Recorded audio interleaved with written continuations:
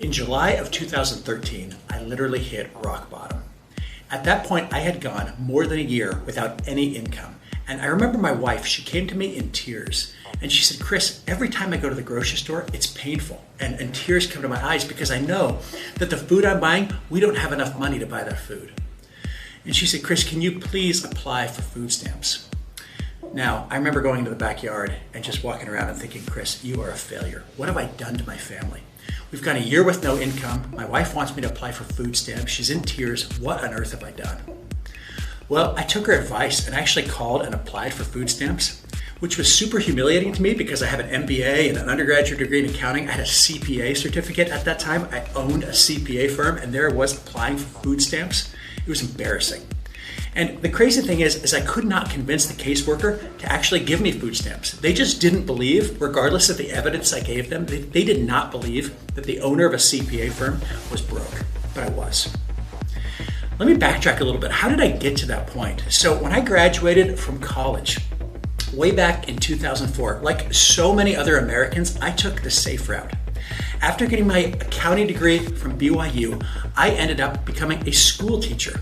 It was steady pay. It was enjoyable. I liked it. It had benefits, health insurance. Every month was predictable. Predictable income, predictable benefits, paid vacation. I took the route that 95+% of America takes after they graduate from college, a safe job. But in the back of my mind, I had this entrepreneurial itch, I think I'll call it. I had this desire to build something bigger, to build a business. I tried a few small ventures back in the day, including one when I was like 12 years old that didn't really work out very well. But I always had in the back of my mind, someday, Chris, you will be a business owner. So 6 months into my teaching career, I sent an email to my entire inbox. Remember back in the day, this is before social media, we would just send these mass emails to let people know updates about our life. So I sent them this email and I say, hey, if you let me prepare your tax return, I'll give you a 50% off discount for life. Well, that was obviously in hindsight kind of a big mistake because several people took me up on that offer and some of them got that 50% discount year after year after year for over a decade, but that's another story. The point is, I started a business out of my home, from my kitchen counter, preparing tax returns for friends initially. And from 2006 to 2012, the business slowly grew to the point where I had 70 clients, or just under $20,000 a year of income. And I told my wife, I said, hey, let's take the leap. Let's be full-time entrepreneurs. It'll be awesome. And she said, well, do you think we'll make any money? And I said, it won't take me long at all to beat my salary as a teacher. Well, I was wrong. I quit my job as a teacher, and we ended up going 19 straight months with basically zero income. We depleted our $25,000 savings account, which, by the way, is hard to build up as a school teacher. We maxed out 6 zero-interest credit cards, and I even borrowed money from a family member, which was super embarrassing.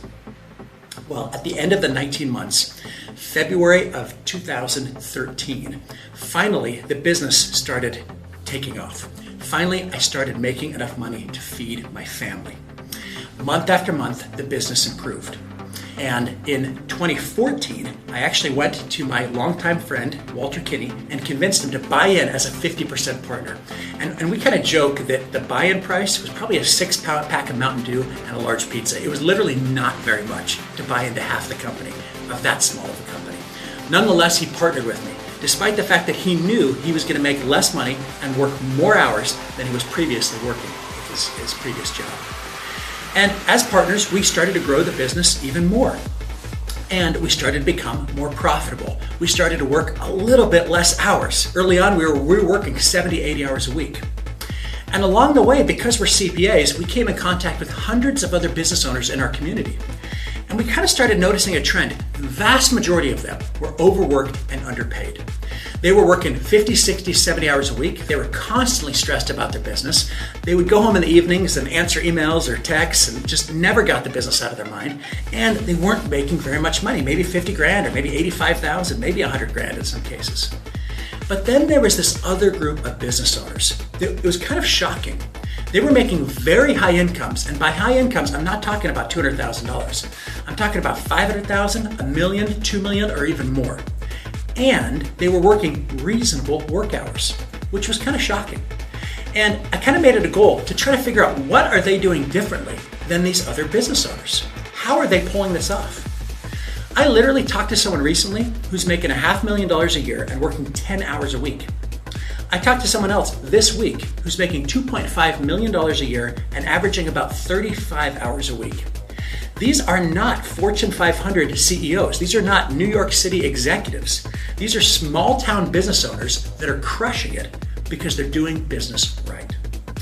So as Walter and I noticed these two groups of business owners, overworked and underpaid, and crushing it with seven-figure incomes and working reasonable work hours, we started asking ourselves, what is the difference between these two groups? And from asking that question came the 10-Step Turnaround Program, which is a coaching program designed to help business owners boost their profits and reduce their work hours. It's basically 10 steps you go through to improve and turn around your business.